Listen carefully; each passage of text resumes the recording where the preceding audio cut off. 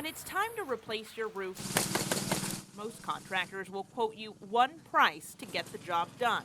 But the truth is, you have options. This is a standard shingle. It's what most people have on their homes. This is what's called a Class 4 impact-resistant shingle. It's what I have on my roof, and while it costs nearly $1,700 more up front, it also reduced my annual insurance premiums by over $400. State Farm, the largest insurer of homes in Texas, says upgrading can cut its customers' monthly payments by up to 28%. It could qualify you for a pretty significant homeowner's premium discount. But the biggest savings may come from not having to pay for another roof the next time hail hits. Anywhere from 1.25 inches, 1.5 inches up normally totals the roof. Eco Roofing's Richard Lack says about 5% of his customers choose to upgrade. A year or two later, when they have a hailstorm, we'll come back without damage. To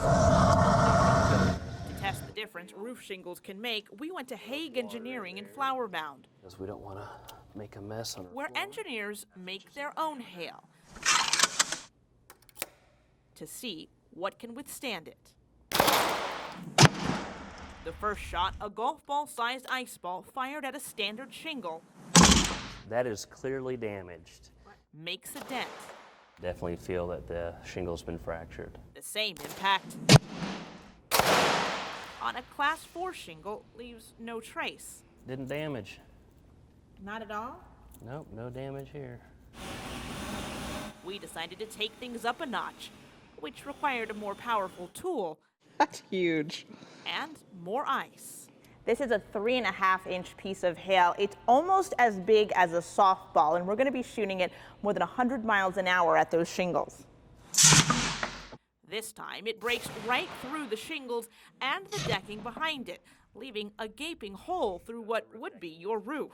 So this is the type of damage that we saw a few years ago in Wiley, Texas. They had supersized hail that actually went through people's attics. We went even bigger. This is a 4-inch piece of hail. And discovered all shingles have their limits. Clearly it damaged the impact-resistant shingle and it punctured through our roof decking. 2, 1. The Class 4 shingle suffered less damage, though, and was more likely, when hit with smaller hail, to survive unscathed, making it an investment worth considering. The neighbors call it Lake Casa View, a pond of mud where several lanes of Gus Thomason Road once lay. Nothing makes neighbors bond like shared frustration. I mean, my goodness, and duck floats. Over the weekend, Carol Bell Watson helped organize this mock pool party, drawing attention to the unfinished street project. It really is a joke at this point. It's more than an eyesore. You can see all the traffic that cuts through here. Just last week, there was a hit and run in this shopping center. A multi-million-dollar project to revitalize the Casa View area has been Councilmember Mark Clayton's signature project. What's been a challenge on that project is that area hadn't been touched in 35 years. We did all of this work at one time. We did new storm drainage, we did new sewage, we did new road. The city blames delays that set the project back a year, in part on bad weather. There have also been issues with the contractor, who Clayton says has tried incrementally increasing the cost to the city. The game is you bid low, then you do change orders to make it high. The company initially claimed it could do the work for more than $800,000 less than any other bidder. But after it won the contract, it said it needed more money. It's a chronic and citywide problem that has Dallas leaders looking at changes in the way they award contracts. And I get people's frustration, but I think the end product is going to be amazing.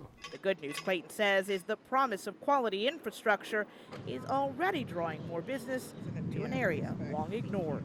I'm very excited, I'm hopeful, but I will tell you there are plenty of people who aren't really holding their breath at this point. They're exhausted from it all.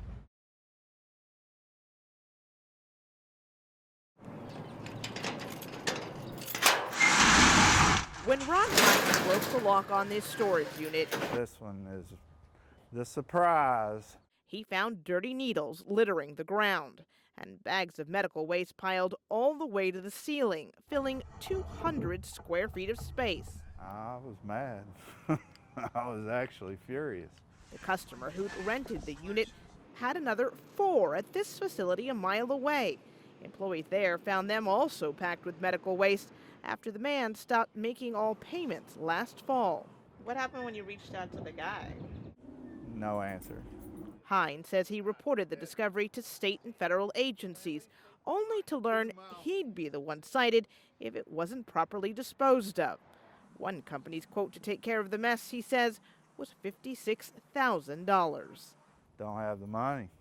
These boxes indicate the trash came from MedClean Management Solutions, which, according to the Better Business Bureau website, specializes in hazardous waste disposal. Its address, though, is vacant, and listed phone numbers belong to seemingly unrelated businesses. Hines does have a name and address for his former customer, but he says no government entity has seemed willing to take action. Nobody will do anything criminal to these guys. And they let them do this to people, and then they make us the villains, and we're responsible for cleaning it up. He spent the last decade working here at Babe's Chicken. Very quiet, but you'd be surprised how much fun he has. And General Manager Patrick Sinclair says he's quite the ladies' man, too. He's a perfect gentleman. He listens to everything they have to say, doesn't talk back. But Rick the Cowboy recently vanished. And maybe he ran away and he was gone for good. Rick was taken. Surveillance video shows 2 men working together to sneak Rick out the side door, where one then carries Rick to a Dodge Challenger. A week went by and nothing. We were worried. Was he having a good time where he was, or was he being abused? We didn't know. Carrollton police eventually posted about Rick's disappearance on Facebook, and a few hours later, Sinclair's phone rang and the beloved cowboy reappeared. They just kind of apologized for a prank. No one knows exactly where Rick went on his little adventure, and if you ask him, he's not talking. He's missing his signature cowboy hat, but returned with a lei. Do you think he went to Hawaii? Maybe I should have been hanging out with Rick a little bit more. To whoever took Rick, Sinclair isn't interested in pressing charges. We just wanted to get him back. I mean, there's no harm, no foul. His travels remain a mystery. Maybe some things are best left unknown. But Rick is smiling, and that's all that matters. Hey Rick, how you doing?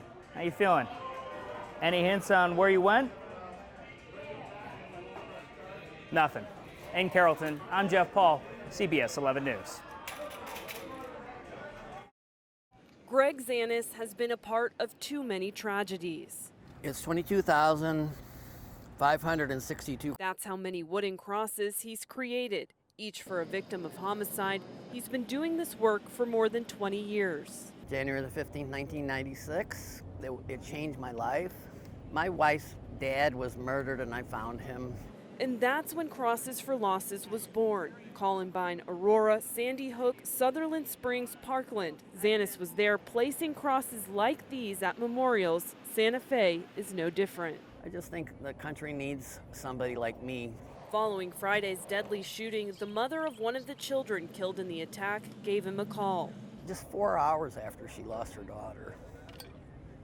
So of course I have to come. I dropped everything I was doing and started making these. Then drove down from Aurora, Illinois as quick as he could. 1,200 miles and took me 24 hours. When he got here, he spent time personalizing each cross. I always put a picture on. I always put a heart on. The victim's mother, overcome with emotion when she saw it. To me, that's my paycheck. It's a hard job, but he believes he was meant to do it. I'm the perfect guy to help victims out because I not just lost somebody, I saw the carnage, I saw how bad it is. And